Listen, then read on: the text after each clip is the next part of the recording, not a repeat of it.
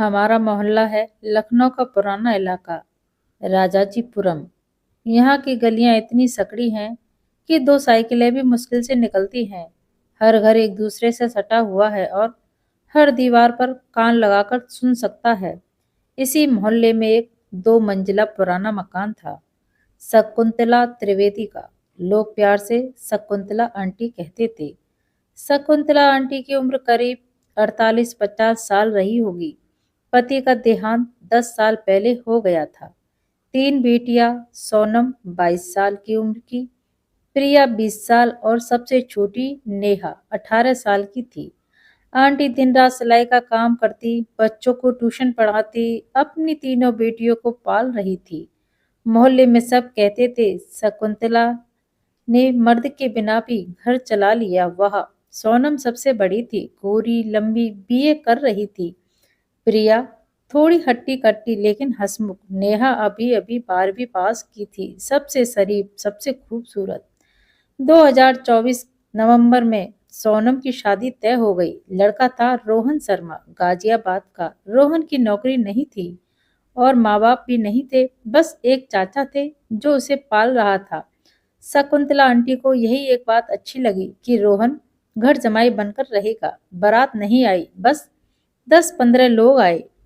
शादी बहुत सादा तरीके से हल्के हाथ से हुई थी। रोहन घर में घुसा तो मोहल्ले की औरतें आपस में कहने लगी, दूल्हा कितना हैंडसम है, आंखें तो बड़ी खूंखार है, लेकिन चेहरा अच्छा है। शादी के पहले 3 दिन तो सब ठीक रहा।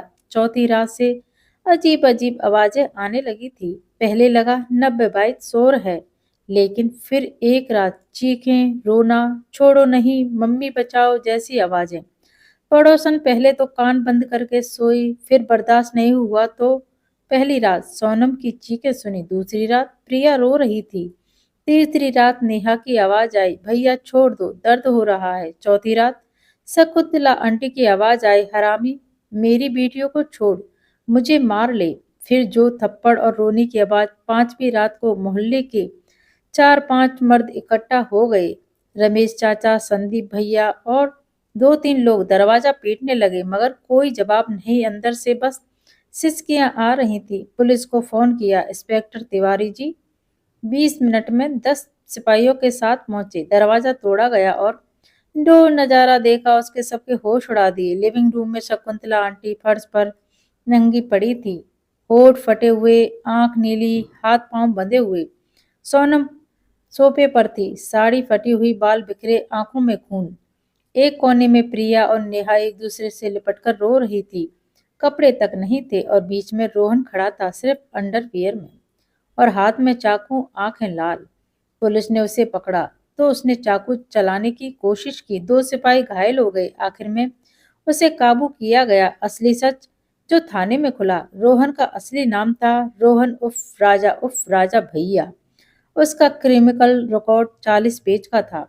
Ghaziabad, Noida, Delhi, 8 case rape, 3 murder के, 12 लूट के। वे जानबूझकर घर जमाई बना था। उसका प्लान था शकुंतला आंटी के घर में घुसकर चारों को अपना गुलाम बनाना, फिर धीरे धीरे पैसे, गहने, प्रॉपर्टी सब हड़प लेना।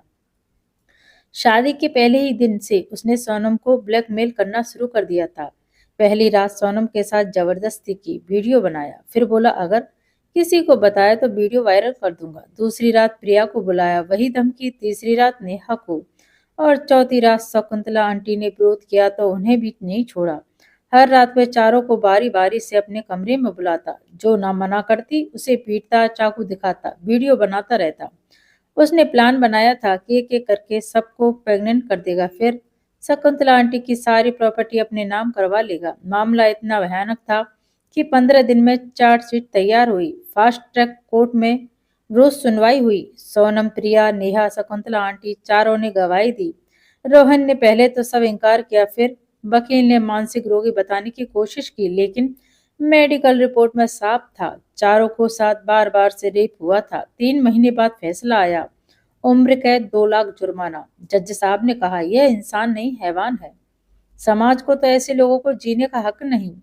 आज 1 साल बाद शकुंतला आंटी का घर अब भी वैसे ही है, लेकिन अब ताला लगा रहता है। आंटी और तीनों बेटियां लखनऊ छोड़कर बनारस चली गईं। किसी को पता नहीं कहाँ रहती है। मोहल्ले में कोई उस घर के सामने से गुजरता है तो रुकता नहीं। लोग कहते हैं रात में औरतों की रोने की आवाज आती है। सोनम की शादी टूट गई। प्रिया ने आत्महत्या की कोशिश की थी, अब दवाइयों पर है। नेहा ने पढ़ाई छोड़ दी, दिन रात चुप रहती है। शकुंतला आंटी अब किसी से बात नहीं करती। उनके मुंह में बस एक ही वाक्य निकलता है, मैंने घर जमाई लिया था और अपने ही घर में हैवान ले आई। और हाँ, रोहन अभी भी जेल में है। कहते हैं वे जेल में भी दूसरे कैदियों को धमकाता है, लेकिन अब उसके हाथ में चाकू नहीं, सिर्फ हथकड़ियां हैं। मोहल्ले के बच्चे आज भी उस घर को भूतिया मकान कहते हैं और बूढ़े चुपके से कहते हैं बेटियों की शादी जल्दी कर दो, लेकिन लड़के को अच्छे से परख लो, क्योंकि कभी कभी दूल्हा नहीं घर जमाई घर में घुस आता है। बस इतनी सी कहानी है। इस घर की पूरे मोहल्ले की नींद उड़ा दी थी। और आज भी जब राजा जीपुर की वह गलियां पार करता हूँ तो उस बंद को देख कमरे को देखकर रोंगटे खड़े हो जाते हैं। तो दोस्तों, अगर कहानी अच्छी लगी हो तो वीडियो को लाइक करें और हाँ, चैनल को सब्सक्राइब करना ना भूलें। धन्यवाद।